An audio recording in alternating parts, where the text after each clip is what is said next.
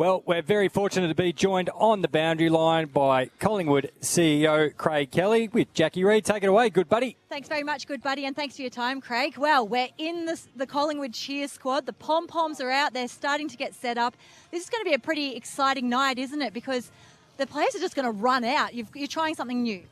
Yeah, we've been working on this for a little while. Thanks to Steve Hocking and all the crew at Geelong.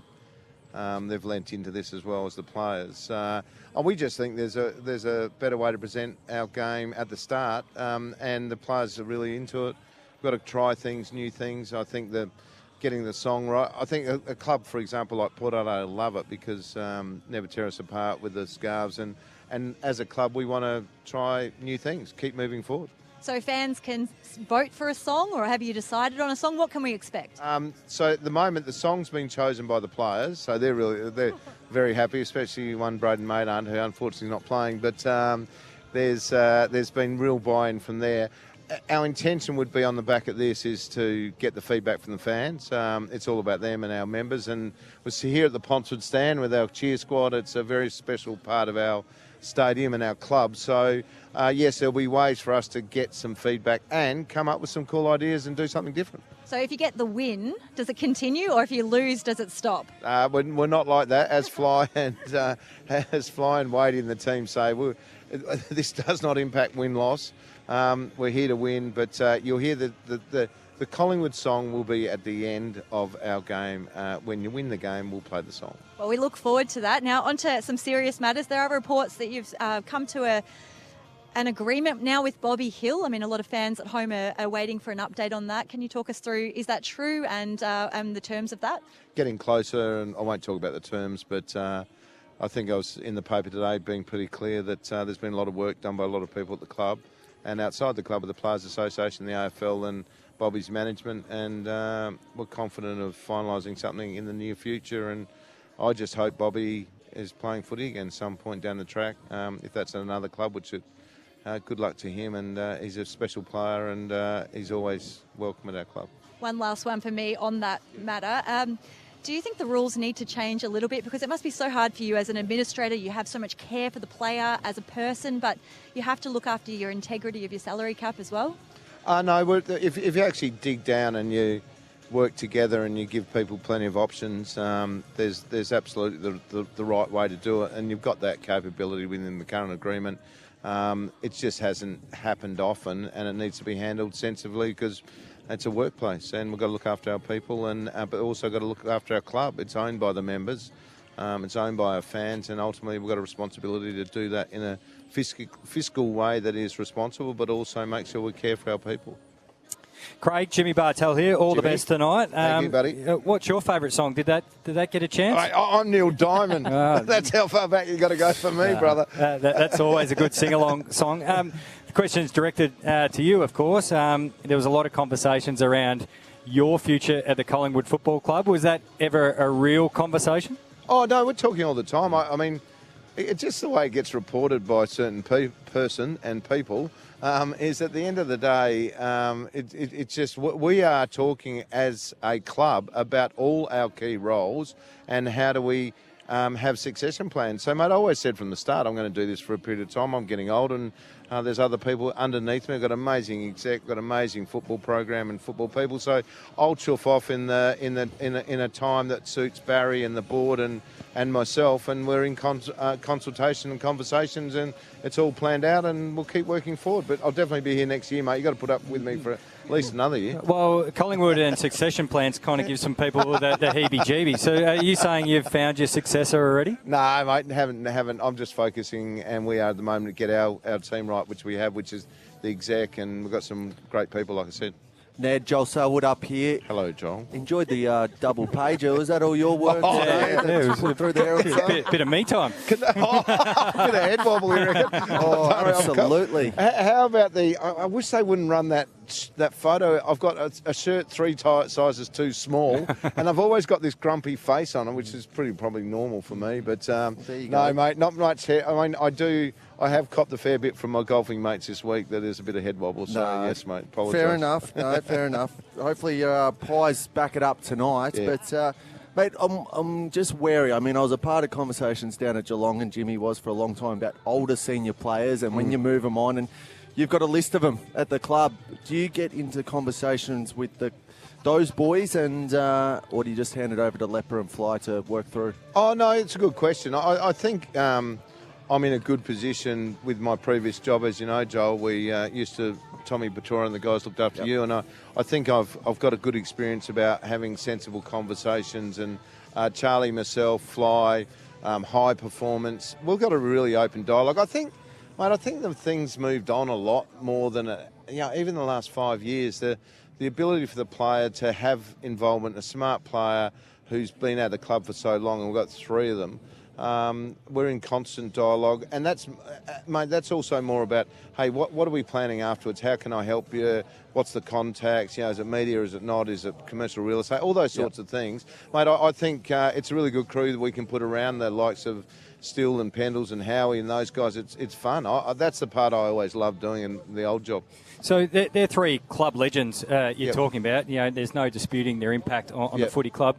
So is the decision going to be left up to them? Yeah, no, well, it's literally Fly and those guys with high performance that you're seeing there on a week-by-week basis and at the right time of the year. Most of them now, all we're doing now is let's go as deep and as hard as we can, mate, and look after itself. I think the other thing we do as an industry is we try and make people make announcements before the end of the year where I go, let's play as hard and as long as we can. And then if we end up coming back here in our first game next year celebrating people who may not be with our club. I'm not just saying legends, it's also might be younger players. We should make that the moment we celebrate the year after or months later, rather than trying to all do it in the same year and rush around. We do create a lot of work for ourselves we don't need to do. I did like the piece in the paper today, actually, Ned, where you told every free agent basically to line up at your door and start calling through. Well, I was going to say, Ned, Laura Spurway here. Was that a big ad for Lockie Neal? How's that going? No, it's good. I think we're really open in the conversations we're having. And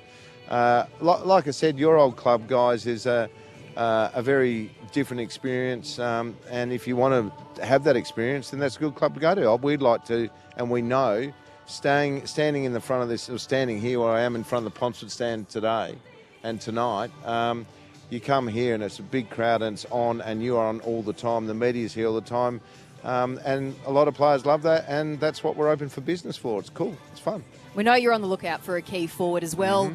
Ben King on the radar. You're not going to give him up to the Hawks that easily? We've got things happening every day of the week. Okay. Hey, you mentioned in that article, the lure of playing in front, and I'll probably get this number wrong, but you know where I'm heading, 72,000+. 74. And a half. I knew you'd know that number. 74,500. The fourth in the world highest average home and away team that we play in, crowd we play in every week. Yep. So that leads to my question. Do you think that excites this generation, your generation, Joel and my generation? No, because they're more savvy. Not all of them have to be, in Melbourne, or they're not always looking for the crowd. They're interested. They're all brands, as you know, Craig. You would have probably rolled your eyes a few times with this generation, for want of better terms. Is it just? Does that still hold significant weight? Yeah, I know. I think you got to love the moment. You got to love being in front of it, and you got to love. There's pressure that goes with that, but I think any A-grade elite athlete that doesn't want to embrace and walk into that and have the benefit of the commercial dollars that flow from that, both from a playing contract but also social media and all the platforms the guys now have. I mean, that's just an amazing new era that I never had. Even we didn't have that as part of our business and when we first started. So I think it just feeds those players that want to really lean into that. And you're right, mate, there's plenty of players that that's not their go. That's fine. Speaking of A-grade talent, Ned, you have an A-plus grade talent, Nick Dacos. You've been around this club for a long, long time. Have you seen anyone better? I mean, from a football standpoint, mate, I just shake my head at times, and it's quite amazing how he can kick on the outside of his boot and hit a target. It's freakish, but his old man was a freak and so much fun to watch as well, and loved playing next to him. So we're fortunate to have 2 of them, and people do talk about Nick, but Josh has been enormous and just amazing off the back line. And what's been really pleasing, mate, is that when our captain's been down, him and Bruzzy together have just been the yin and yang. They're so different, but it's so cool to watch all the boys get around them, and the older guys just look to them, and they're naturally leading. So, I'm just pumped for the whole rounded package. We're very, very fortunate to have those boys in our team. Still haven't answered my question. I haven't seen a talent like it. To be honest, the 100 games is literally maybe the best ever at Collingwood. You would have to think. Yeah, Up no, there. good question. Yep. Yeah, I agree. Yeah. Craig, what are you going to do to ward Ken Hinkley off from stealing Nick or some of your other players now that he's got the job in Tassie? Well, we've signed the guys that we want to sign, and Nick signed till 29 or whatever it is, and then we'll be obviously sitting down and extending those sort of players, and Ken can go and do whatever he wants to do down in Tassie. I love Ken, and I reckon it's a good choice. I reckon they had a great field of both Bucks, Johnny. They're fortunate. It's a really important asset for the industry. We need to make sure that we get it right, and we've got government, we've got the stadium right, and it's really important that it's got someone like Ken leading it, but he can stay away from our players. Craig, you don't mind a box on. We've got Swanee on a little bit later in the show. What's the biggest box on you're having with the AFL at the moment? Yeah, actually, mate, I honestly say that we don't box on anymore with the AFL. We work together. No, I promise you we don't. Not even at the CEO's conference, nothing? I was very... Gold Coast was a good trip I was very well behaved this year. I didn't say anything naughty. No, where we have got an issue and where we need to lean in together is making sure this stadium, working with Stuart Fox and the committee, that this stadium stays a world-class stadium, and it's not.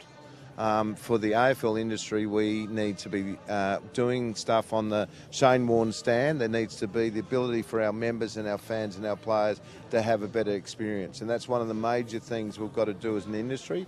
This is a crucial asset, as is Marvel, but this thing is really, really important.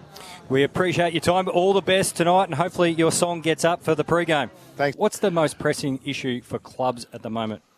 Yeah, you always box on with Ned, but he's... he says he doesn't box on. No, at the moment he's all right. He's a teddy bear. Happy. Well, they've won 6 in a row, so everything's good.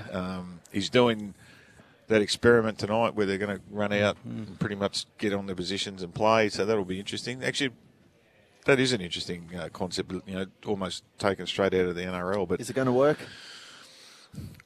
It will, so long as 3 blokes don't do a string in the first quarter or something, and then everyone will be, oh my God, that didn't work. But clubs, I think at the moment, obviously the ones that are in contention are gearing up for finals, so they're pretty much occupied.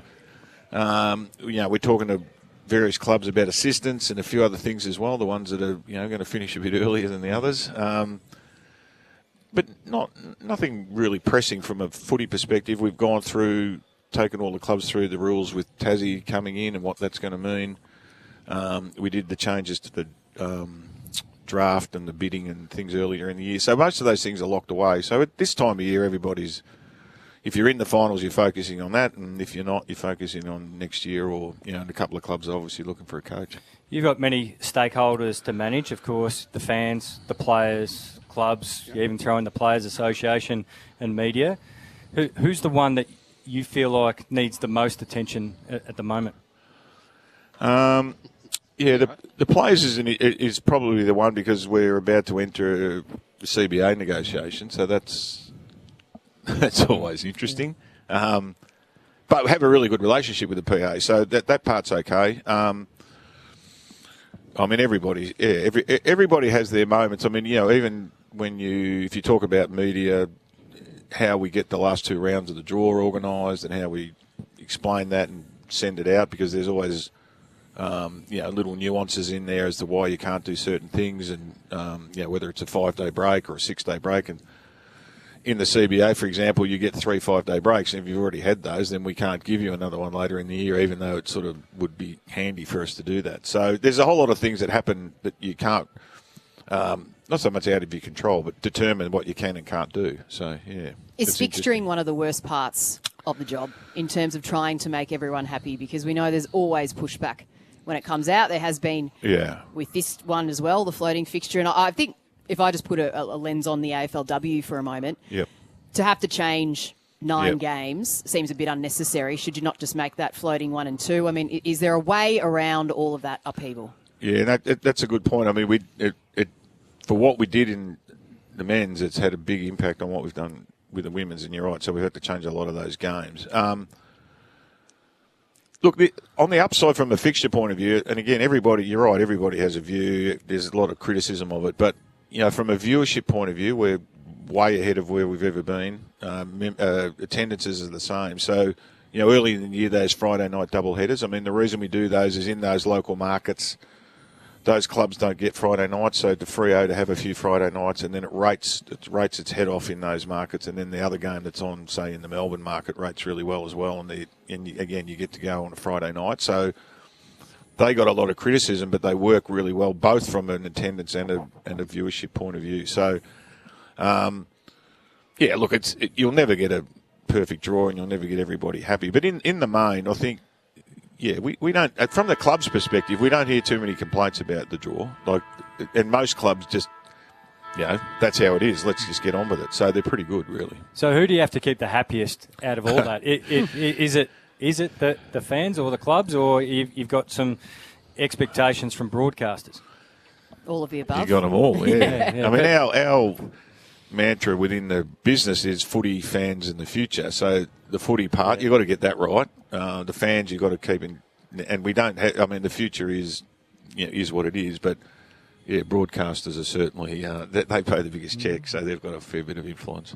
We've got to congratulate him too. Last week, he spent his first year at the AFL. So Did you get a cake? I didn't even get around too much. No one even knew. If I hadn't told anyone, no one would have known. No, well, that's it. He actually brought it to our attention that it was his first year in the job, so which was great. But the thing that probably I want to ask, is there anything that surprised you that you didn't already know at Clubland, and something that you've seen from the other side? Probably not what it surprised, but I think the biggest thing is just how big the AFL is and what the influence is around not just the AFL, is AFL and AFLW, but every other element of footy as well.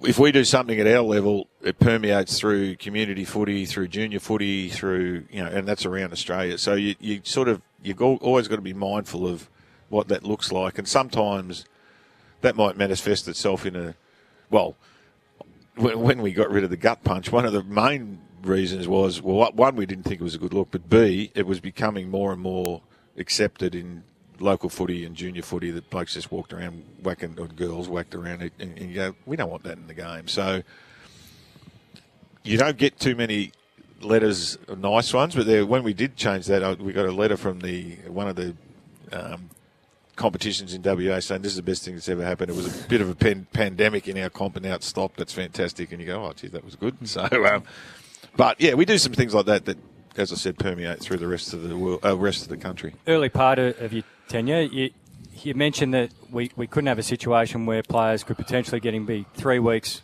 or 0 weeks. Yeah.